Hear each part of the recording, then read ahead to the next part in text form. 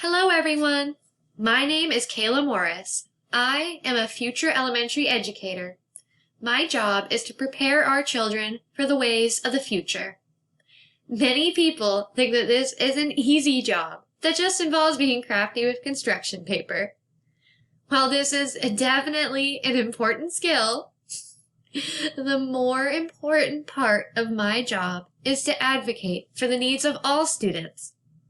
That is why today, for my TED Talk, Teaching the Future with Our Past, I am going to bring up a word that causes most to become squeamish in their seats. Genocide. Otherwise defined by Google as the deliberate killing of a large number of people from a particular nation or an ethnic group with the aim of destroying that nation or group. As ugly as this term can be to hear, genocide is still an important part of our history, a practice that has occurred in many instances throughout time.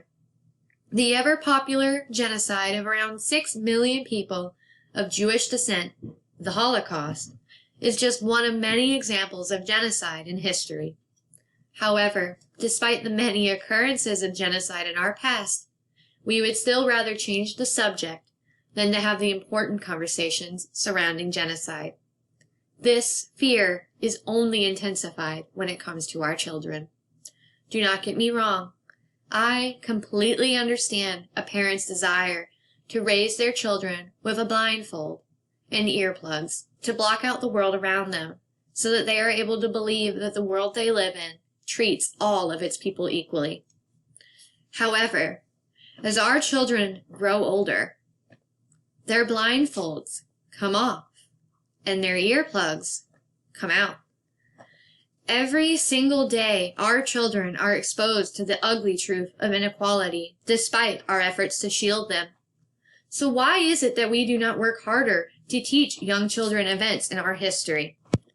I believe that it is necessary to give our children an education rich in history so that they are informed enough to be able to learn from our past mistakes. Despite our best efforts, luckily, children's literature has managed to capture salient ideas about history and express them in a way that children are able to connect to and understand. Today, I'm going to show you 5 books that can be used by educators and families alike to teach our children about a deadly theme of inequality, genocide. I picked these books to be accessible for all readers, meaning that the themes are easily understood by children without being overly gruesome. The books that we will be looking at today are Terrible Things by Eve Bunting, The Cats in Krasinski Square by Karen Hess, Hiroshima No Pika by Toshi Maruki, My Hiroshima by Junko Morimoto, and Feathers and Fools by Mem Fox. All of these books look at instances of genocide throughout our history, while also encouraging the reader to consider different perspectives. This is a book created by the popular children's author Eve Bunting. Her works have been noted for opening children to different perspectives. This book is no exception. Terrible Things was created to teach younger readers about an important idea from the events of the Holocaust, and it does so through the use of different animals in the forest and their fear of a dark creature called the Terrible Thing. I have been a big fan of this book since the first time I laid my eyes on it. As for those around me, not so much. I remember that day when I excitedly posted a photo of the cover of this book on my Snapchat with a caption that said, "I can't wait to use this resource to teach my students about the Holocaust." It wasn't even a day later when I received a message from a friend to tell me why it was a bad decision to use this book. I asked him, "Did you read it once?" They said no. So then I asked them, "Then what is your problem with it?" The response I got shocked me. They said, "I don't think young children should talk about the Holocaust. They are not ready for it." I was stunned. Why would we not want our children to be knowledgeable and be able to talk about and recognize the Holocaust? If we did that, we would be just like the animals in this book. As an educator, I would use this book as a tool to introduce my students to the dangers of genocide. Unlike what my friend assumed, this book does an eloquent job of describing the pertinent ideas without giving away gory details. One thing that stands out to me about this book as an educator are the powerful images throughout the book. Take this image here. The illustrator, Stephen Gammell, uses only dark colors and straight lines to make his images create a feeling of fear for the reader. Even without the text, the message from the author is still understandable. This makes a great book to make history accessible to all children. Our next book, The Katz-Krasinski Square, is a great example of how children's literature gives us the ability to connect with events through the use of a well-written and relatable character. In this book, the reader follows the story of a young child in her efforts to help the rebel operations in Warsaw. Children and adults alike can look at this child as a role model of how making change is possible for everyone to do. It is important to note that this book is not created by an author with direct connections to the events of the Holocaust. While this author acknowledges her flawed perspective of the events with her author note and historical note, not all authors do. It is important that when we look to use literature as a tool, that we consider the authenticity of the piece and the voice of the author towards the situation. The next book in my collection is very controversial, because often the way we teach history is through the voices of those with power. In the book Hiroshima No Pika, it tells the events of World War II from the perspective of citizens in Japan at the time, particularly the Hiroshima bombings. Hiroshima has always been considered a grisly part of our history as a country because it resulted in over 200,000 casualties in Japan. I remember the day I learned about the events of Hiroshima in my history class. My teacher described it to me as an American triumph, and I left my class thinking that they got what they deserved for the events of Pearl Harbor, an attack that was implemented on the United States by Japan that resulted in about 2,000 casualties. I believe that it is important to learn about all sides of history, even those that do not make us look good, because it makes it possible to make informed decisions and opinions about important issues.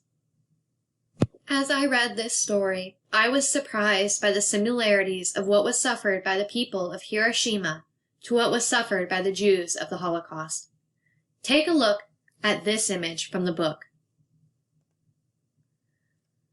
The images this book used are very similar to those that are used by Eve Bunting in Terrible Things. Both of these books capture the same feeling of terror by those who experience the world is cruelly unfair. The next book in my collection also gives a perspective on Hiroshima, but still manages to complete a completely different story. My Hiroshima by Junko Morimoto. When the author created this book, it is clear that they wanted the reader to understand that Hiroshima is a place just like any other. By showing the calm, everyday life of the citizens, it makes it clear that this event could have possibly happened to anybody else, easily. The author of this book uses strong visual storytelling throughout this book, creating many powerful images for the reader to explore beyond the text. In this 2-page spread, the reader sees a clear sky with a large mushroom cloud in between darkly colored hands. Even with no words, a reader can still understand that this explosion resulted in devastating consequences. I find the last book in my collection particularly outstanding because this story highlights an even lesser talked about point in history. The instances present of racism and genocide in Zimbabwe. In fact, when I was looking up the books when I wanted to talk about for this talk, I was astounded by the shockingly large portion of books written about the Holocaust in comparison of books written about other genocides in history. When you look at children's literature, this number only gets larger. The author of this book, Mem Fox, grew up in Australia and experienced the racial tension around her firsthand. These experiences inspired her to create her book, Feathers and Fools. This book was created in a fashion that is similar to the aforementioned Terrible Things by Eve Bunting, and tells a tale in which two groups of birds go into a bloody war until the only birds left are the young children.